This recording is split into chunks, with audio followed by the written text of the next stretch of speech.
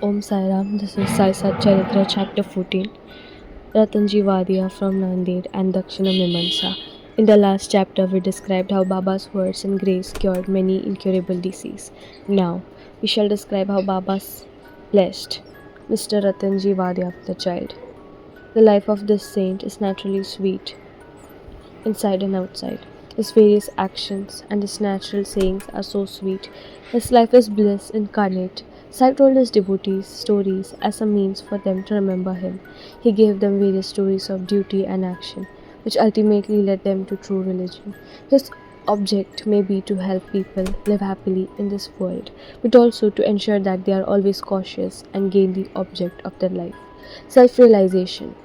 We get a human body as a result of merits in our past births, and it is worthwhile, with its aid, to attain devotion and liberation in this life. So, we should never be lazy but should always be on the alert to gain our end and aim of life. If you hear daily the Leelas, stories of Sai, you will always see him. You will remember him all day and all night. When you assimilate Sai this way, your mind will lose its fickleness, and if you go on in this manner, your mind will finally be merged in pure consciousness. Ruttonji from Nanded. Now, let us come to the main story of this chapter. In Nanded, in the Nizam state, there lived a milk contractor and trader named Ruttonji Wadia. He had amassed a large amount of money and had acquired fleets and land. He had cattle, horses, and conveyances and was very prosperous. To all outward appearance, he looked very happy and content, but inwardly he was not so. Providential dispensation is such that no one in this world is completely happy and rich, and Ruttonji was no exception to this. He was liberal and charitable, gave food and clothing to the poor, and helped everyone in various ways. People took him to be a good and happy man, but Ruttonji was miserable, as he had no children, just as Kirtan, singing glories of the Lord without devotion music, without rhythmical accompaniments, proficiency in the arts without common sense, and a pilgrimage without repentance are incomplete. So is the house a man without a child. Ruttonji always brooded over this issue and thought, will God ever grant me a son? Thus he looked morose and did not relish his food day and night. He was enveloped with anxiety about whether he would ever be blessed with a son. He had great regard for Das Ganu Maharaj. He saw him and told him about all his issues. Das Ganu advised him to go to Shirdi, receive Baba's darshan, fall at his feet, and seek his blessings. Ruttonji liked the idea and decided to go to Shirdi. After a few days, he went to Shirdi, received Baba's darshan, and fell at his feet. Then, opening a basket, he took out a beautiful garland of flowers and placed it around Baba's neck and offered him a basket of fruits. With great respect, he then sat near Baba and prayed to him, saying, many persons who find themselves in difficult situations come to you, and you relieve them immediately. Hearing this, I have anxiously sought your feet. Please do not disappoint me. Sai Baba then asked him for a dakshina of 5 rupees, which Ruttonji intended to give, but added that he had already received 3 rupees and 14 paise from him, and that Ruttonji should only pay the balance. Hearing this, Ruttonji was rather puzzled. This was the first time he had been to Shirdi, so how had Baba previously received 3 rupees and 14 paise from him? He could not solve this riddle, but he sat at Baba's feet and gave Baba the balance of the dakshina he asked for. He explained to Baba why he had come to seek his help and prayed that Baba bless him with a son. Baba was moved, told him not to be worried, and that his bad days had ended. He then gave him Udi, placed his hand on his head, and blessed him, saying that Allah, God, would satisfy his heart's desires. Then, after taking Baba's leave, Ruttonji returned to Nanded and told Das Ganu everything that took place at Shirdi. He said that everything went well there and that he had received Baba's darshan and blessings. But there was one thing which he could not understand. Baba said that he had received 3 rupees and 14 paise from him before. He said to Das Ganu, this was my first trip to Shirdi. Then how could I have given him that sum of money? Das Ganu was also puzzled and he pondered over it for a long time. Sometime afterwards, it struck Das Ganu that Ruttonji had received a few days prior to Shirdi trip, a Muslim saint named Moli Sahib and had spent some money for his reception. Moli Sahib was a saint well known to the people of Nanded. Before Ruttonji decided to go to Shirdi, Moli Sahib happened to visit Ruttonji. Ruttonji knew him and loved him, so he gave him a small party in his honor. That's Ganu got from Ruttonji the memo of expense of this reception, and everybody was wonderstruck to see that the expense amounted exactly 3 rupees 14 paise, nothing more, nothing less. They all came to know that Baba was omniscient, and that though he lived in Shirdi, he knew what happened everywhere.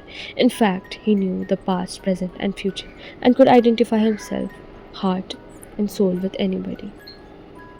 Ruttonji was satisfied with this explanation, and his faith in Baba was confirmed and increased. In due course, he was blessed a son, and his joy knew no bounds. It is said that he had 12 children in total, but out of which only 4 survived. Dakshina Mimansa.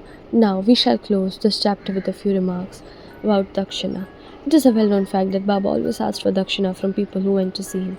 Somebody may ask a question: if Baba was a fakir and perfectly detached from worldly possession, why should he ask for Dakshina and care for money? We shall consider this question broadly. For a long time, Baba did not accept anything. He stored burnt matchsticks and filled his pockets with them. He never asked for anything from anybody, whether they were devotees or otherwise. If anybody offered him a paise or two, he purchased oil or tobacco. He was fond of tobacco, for he always smoked a beedi or chillum, an earthen pipe. Then, people thought they could not see saints empty-handed, and they therefore placed a few coins before Baba. If a paise was placed before him, he used to pocket it, and if it was a 2 paise coin, it was returned immediately. Then, after Baba's fame had spread far and wide, people began to flock in numbers, and Baba began to ask for Dakshina from them. It is said that Shruti, Veda, that the worship of God is not complete unless a gold coin was offered.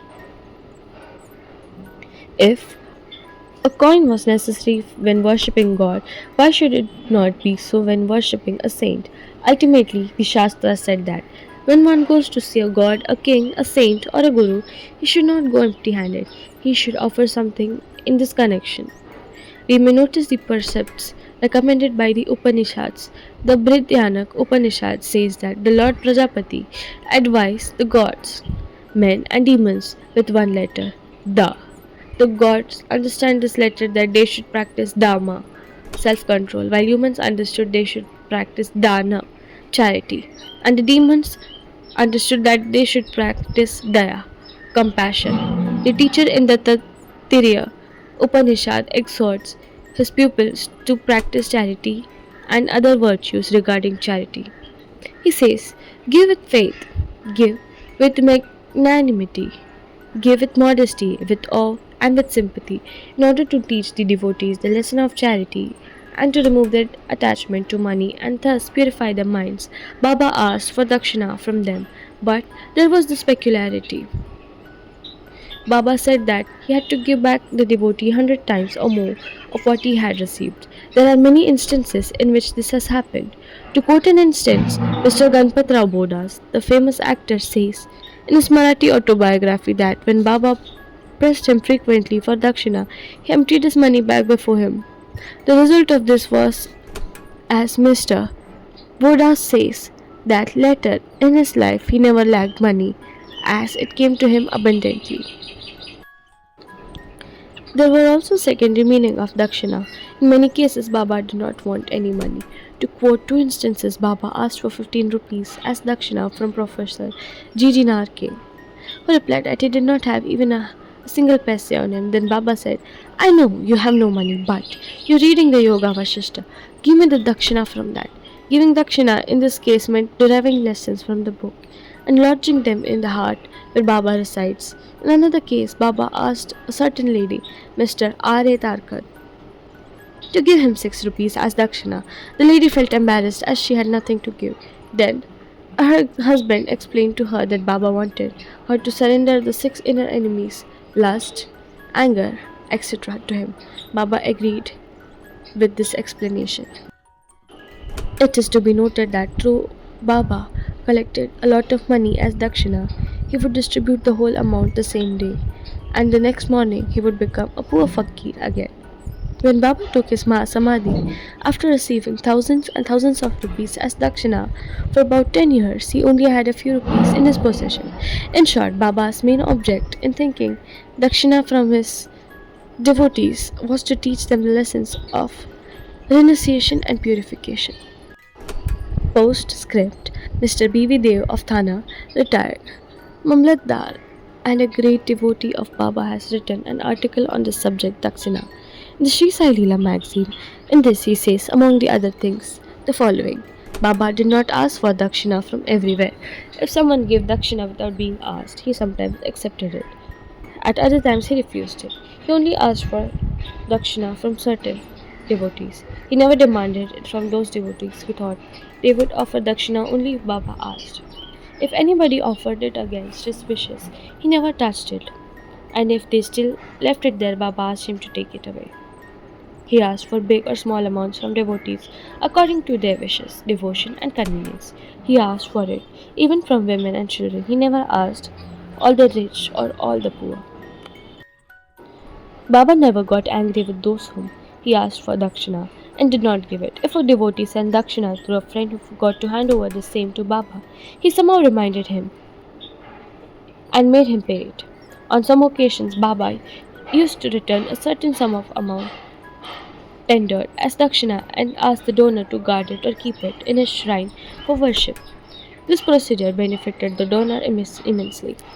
If anybody offered more than he originally intended to give, Baba returned the extra amount. Sometimes he asked for more dakshina from some than what they originally intended to give, and if they had no money, asked them to get or borrow it from others. From some, he demanded dakshina 3 or 4 times a day. Out of the amount collected as dakshina, Baba spent very little for his own sake, to buy tobacco for his chillam, a clay pipe, and fuel for his duni, sacred fire. The rest he distributed as charity in varying proportions to various persons. All the paraphernalia of the Shirdi Sanstha was brought by various rich devotees. At the instance and suggestion of Radha Krishna Mai, Baba always used to get angry and scolded those who bought him expensive articles. He said to Mr. Nana Sahib Chandrakar that his property consisted of one kopin, coat piece, one stray piece of cloth, a kafni, robe, and a tin pot, and that people troubled him by bringing all the unnecessary, useless, and costly articles. Lust and wealth are the two main obstacles in the way of our Paramartha, spiritual life, and Baba provided Shirdi two institutions, Dakshina and Radha Krishna Mai. Wherever they came to him, he demanded Dakshina from them and asked them to go to the school, Radha Krishna Mai's house. If they stood there, these two test well, and if they showed that they were free from attachment for women and wealth, the progress in spirituality was rapid and assured by Baba's grace and blessings. Mr. Dev has also quoted passages from the Gita and Upanishads and shown that charity given in holy place and to holy personage benefits the donor's welfare to a great degree. What is more holy than Shirdi and its presiding deity Sai Baba, both Shri Sai, peace be to all.